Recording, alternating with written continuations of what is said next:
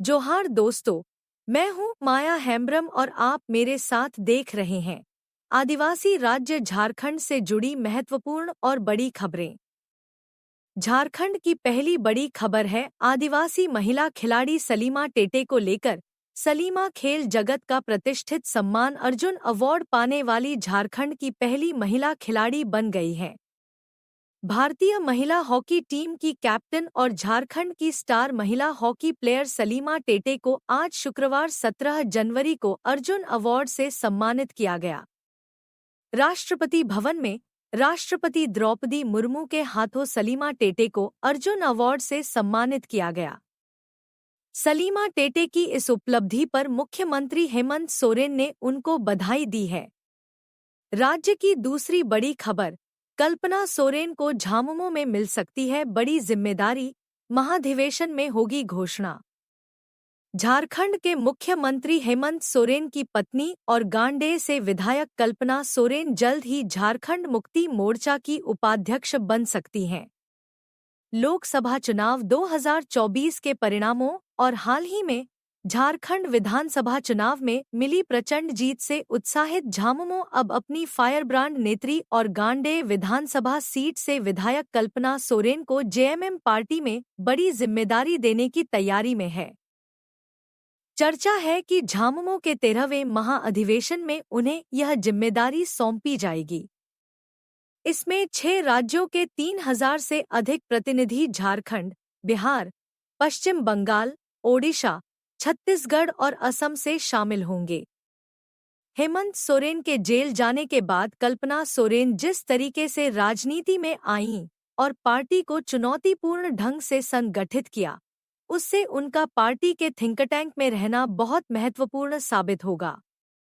तीसरी खबर, झारखंड के पूर्व मुख्यमंत्री चंपई सोरेन की बिगड़ी तबीयत, जमशेदपुर के टीएमएच में हुए भर्ती। चुनावों से ठीक पहले भाजपा में शामिल हुए सरायकेला विधायक चंपई सोरेन की तबीयत अचानक खराब हो गई है। उन्हें टाटा मेन हॉस्पिटल में भर्ती कराया गया है। जानकारी के मुताबिक उन्हें ब्लड प्रेशर और लूज मोशन की शिकायत हुई थी, जिसके बाद उनकी हालत बिगड़ी।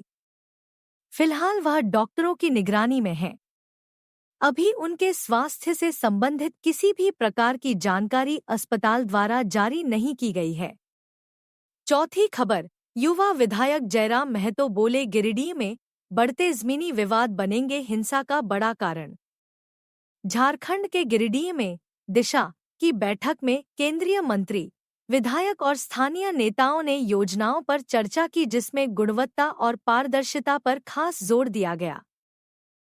बैठक के बाद विधायक जयराम महतो ने जनता दरबार लगाया। उन्होंने कहा कि उनके जनता दरबार में जमीन से जुड़े मामले सबसे ज्यादा आते हैं, जो कि चिंता का विषय है। बकौल जयराम महतो, अब तक के उनके जनता दरबार में सबसे ज्यादा मामले जमीन संबंधित हैं। जैसे जैसे आबादी बढ़ेगी, जमीन के मामले भी बढ़ेंगे। इस पर प्रशासन को ध्यान देना होगा, वरना हिंसक घटनाएं लगातार बढ़ेंगी और आदिवासी राज्य का माहौल खराब होगा। झारखंड की पांचवी खबर, बड़ी खबर, रांची से चलने वाली 10 ट्रेनें कैंसिल, वंदे भारत समेत कई ट्रेनें का बदला रूट। राजधानी रांची के रांची और हटिया रेलवे स्टेशनों से चलने वाली 10 ट्रेनों को कैंसिल कर दिया गया है। इसके अलावा वंदे भारत समेत 3 ट्रेनों को बदले रास्ते से चलाने का फैसला किया गया है। जानकारी के मुताबिक मेकन सिरमटोली फ्लाईओवर के निर्माण के लिए रांची रेल मंडल की ओर से तीसरा ब्लॉक लेने की तैयारी की जा रही है, जिस कारण 10 यात्री ट्रेनों को 11 से 13 दिनों तक के लिए रद्द कर दिया गया है और 3 ट्रेनों को परिवर्तित मार्ग से चलाया जाएगा। झारखंड से छठी खबर है, रांची विवि में नीड बेस्ट असिस्टेंट प्रोफेसर नियुक्ति में 8 साल सेवा देने वाले अतिथि शिक्षकों का नहीं नाम। रांची विवि में 8 वर्ष से अधिक समय से सेवा देने वाले अतिथि शिक्षक नीड बेस्ट असिस्टेंट प्रोफेसर की नियुक्ति मेरिट लिस्ट से बाहर कर दिए गए हैं। अब इन अतिथि शिक्षकों के सामने रोजी रोटी का संकट खड़ा हो गया है। विवि द्वारा जारी 15 विषयों की मेरिट लिस्ट में 4 विषयों में 11 अतिथि शिक्षकों का नाम मेरिट लिस्ट में नहीं है। विवि द्वारा अन्य विषयों की सूची जारी होने के बाद पता चलेगा कि उसमें अतिथि शिक्षक शामिल हैं या नहीं। 7वीं खबर है, देवघर के जसीडीह स्थित पागल बाबा आश्रम मंदिर से चांदी का मुकुट लाखों की चोरी। झारखंड के बाबाधाम यानी देवघर जिले के जसीडीह स्थित पागल बाबा आश्रम के मंदिर से भगवान का चांदी का मुकुट और दानपात्र से लाखों की चोरी हो गई है।